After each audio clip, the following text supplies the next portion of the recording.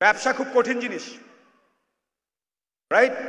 আপনারা এখানে ব্যবসায়ী হতে চাচ্ছেন, অনেকে এসছেন, অনেকে অনেক কিছু বলি আমরা।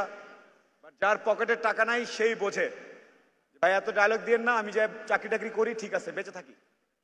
যারা ব্যবসায়ী হতে চাচ্ছেন তাদের জন্য আমার খুব সিরিয়াস কিছু কথা আছে, ঠান্ডা মাথায় মন দিয়ে শোনেন।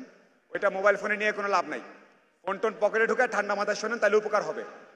যারাই দেখবেন কাজের চেয়ে অন্যান্য জিনিস নিয়ে বেশি ব্যস্ত, তার আসলে ব্যবসা বোঝে না, সে ঢংডাং বোঝে।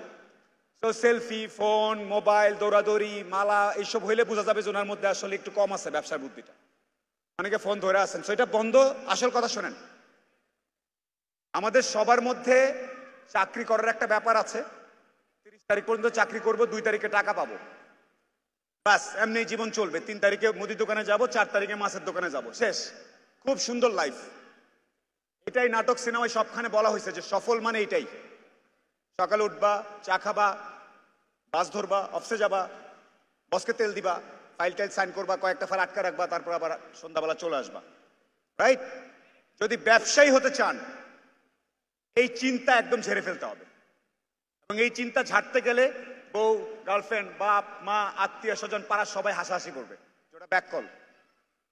ওই রকম সাহস যদি থাকে যে যার ইচ্ছা যেভাবে হাসুক, আমি আমার মতো, আমার নিজের মতো করে দরকার লাগলে কাঁধে বয়ে মাছ, তেল, আলু, হোয়াট এভার বিক্রি করবো, ওই রকম সাহস থাকলে লেটস টক যে আমি উদ্যোক্তা।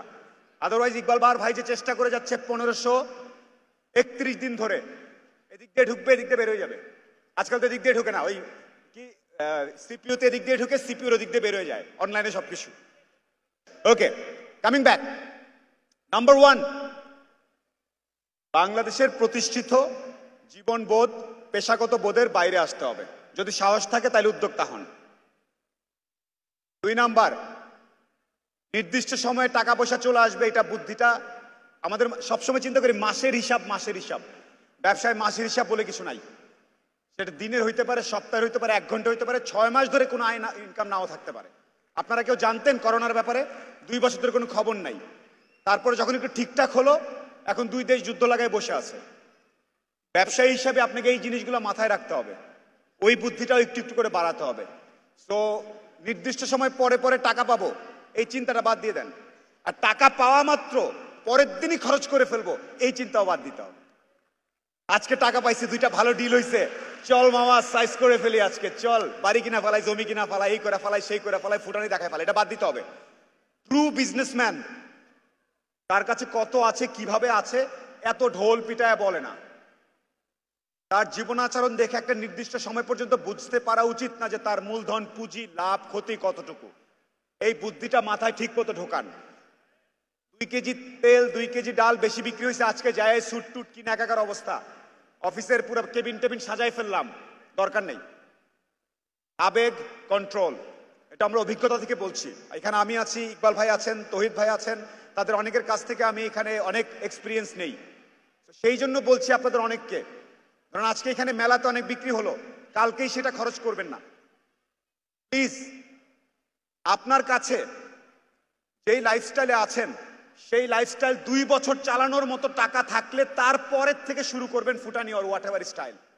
তার আগ পর্যন্ত সেটা সঞ্চয়, সেটা রাখবেন, সেটাতে মূলধন বাড়াবেন, ব্যবসার পুঁজি বাড়াবেন, ব্যবসার ইনভেন্টরি বাড়াবেন, তার আগ পর্যন্ত না প্লিজ। স্টাইল ফুটানি পরে অনেক করতে পারবেন। আমাদের দেশের মধ্যে একটা ধারণা আছে মানুষজনের মধ্যে, খুব দেখাতে হবে, রাইট? প্রায় দেখবেন কারো কেবিনে বা অফিসে বা ব্যবসা প্রতিষ্ঠানে গেলে থাকে এইখানে ঝিকমিক করতেছে, ওইখানে চকচক করতেছে, এইখানে সোফা, ওই রকম অনেক কিছু। দরকার নেই, আস্তে আস্তে করেন। সো কামিং ব্যাক, এটা টাকা পয়সার কথা গেল। এবার কিছু অপ্রিয় সত্য বলি। আপনারা যারা ব্যবসা করবেন, আপনি হয়তো ভাবতেছেন আপনি অনেক বোঝেন, জিনিসের দাম এত, ওকে এত বলবো, মাঝখানে এত থাকবে, ট্রান্সপোর্টেশন কস্ট এত, ব্যাংকের এই, খুব বুঝছেন। আপনি কলা টলা খেয়ে মনে মনে শেষ, একাকার অবস্থা। 10 কেজি সুন্দরবনের মধু আনছি, কালকে বিক্রি করব 12 কেজি, সেই একবার অঙ্ক করে ফেলছেন। সে অঙ্ক করে অনেক কিছু করে ফেলছেন। যার কাছে বেচবেন উনিও অঙ্ক বোঝেন। আপনি ভাবছেন 150 করে বেচবেন, সে এসে বলবে ভাই 100 টাকা দিবেন। আপনার পুরা 7 দিনের কষ্ট শেষ। তো একটু বুঝে আপনি যেই জিনিস নিয়ে ব্যবসা করছেন ওটা আসল মূল্য কত, কত টাকা প্রফিট করতে পারবেন, লোভে যাবেন না, ঠিক আছে? আমি 10, 12, 15% প্রফিটে চলে যাবে এই চিন্তা বাদ। 1, 2, 3%, 4% থেকে শুরু করেন।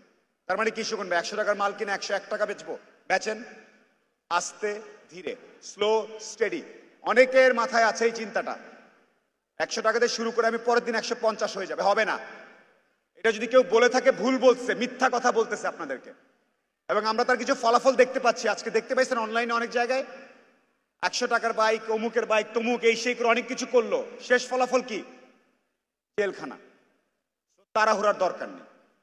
আরেকটা অপ্রিয় সত্য কথা বলি ব্যবসায়ীদের জন্য, পার্টনারশিপ। আপনার জানের বন্ধু, দোস্ত, পাগল হয়ে যাচ্ছেন, ছোটবেলা থেকে একসাথে, হাই স্কুল থেকে একসাথে মেয়েদের স্কুলের সামনে দাঁড়াই ছিলেন, ওই বন্ধু আমাকে বিট্রে করবে না? হতে পারে না, কিন্তু পই পই করে করবে।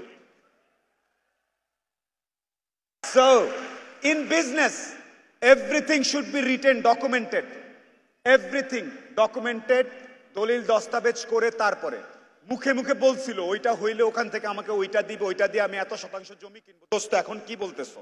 এটাই নিয়ম পৃথিবীর।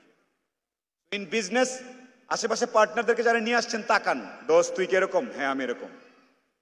Make sure in business your documentation is done properly. ঠিক আছে, ডকুমেন্টেশনটা একটু মেনটেন করবে, এটা নিয়ে অনেক ঝামেলা হয়।